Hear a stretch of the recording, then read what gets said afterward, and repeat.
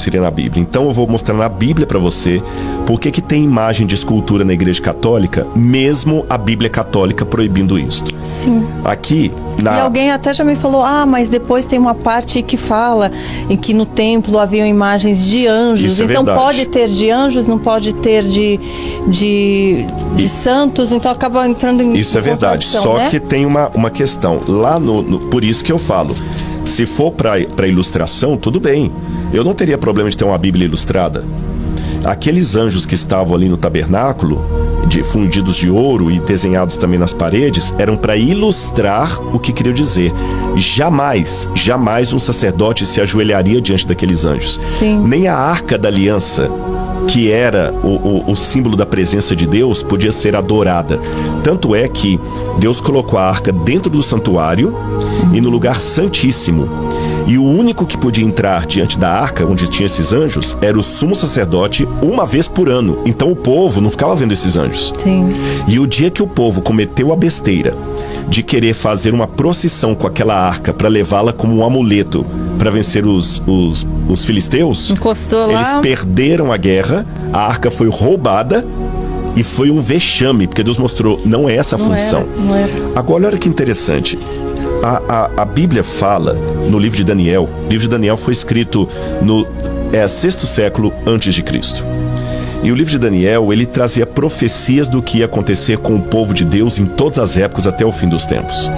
E no livro de Daniel, capítulo 7, ele fala de 4 animais que representavam 4 grandes impérios que haveria sobre o mundo. Isso foi se cumprindo ao pé da letra. O primeiro animal representava a Babilônia, o segundo a Medopérsia, o terceiro a Grécia e o quarto representava o Império Romano. E Daniel coloca que em determinado momento do Império Romano, desse quarto animal, esse Império Romano se juntaria com o povo de Deus, mas para macular o povo de Deus e perseguir os fiéis do povo de Deus. E o Apocalipse dá mais detalhes disso, e o apóstolo Paulo também, quando fala de uma grande apostasia que viria antes da volta de Jesus. Apostasia é uma palavra grega que significa desvio da fé, quebra da aliança. A gente pode falar da aliança, quebra da aliança. E uma das coisas que Daniel diz que esse animal faria seria o seguinte, Daniel capítulo 7, versículo 25. Diz assim na sua versão.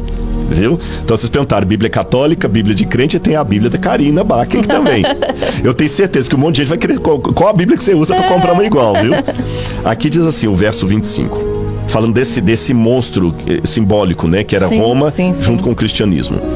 Ele falará contra o Altíssimo, oprimirá os seus santos e tentará mudar os tempos e as leis. Curioso que a palavra leis que aparece aqui no livro de Daniel não é lei no sentido secular da palavra, é a lei de Deus. Divina. É a mesma palavra que aparece no capítulo 6, quando os inimigos de Daniel falam o seguinte, eu tenho certeza que ele não fará nada contra o rei, a menos que seja uma coisa que esteja escrito na lei do seu Deus, é a mesma palavra. Então, esse poder cuidaria em mudar os tempos e a lei. Os tempos, a palavra idam em hebraico significa calendários. Tanto é que na tradução católica está assim, e cuidará em mudar os calendários e a lei.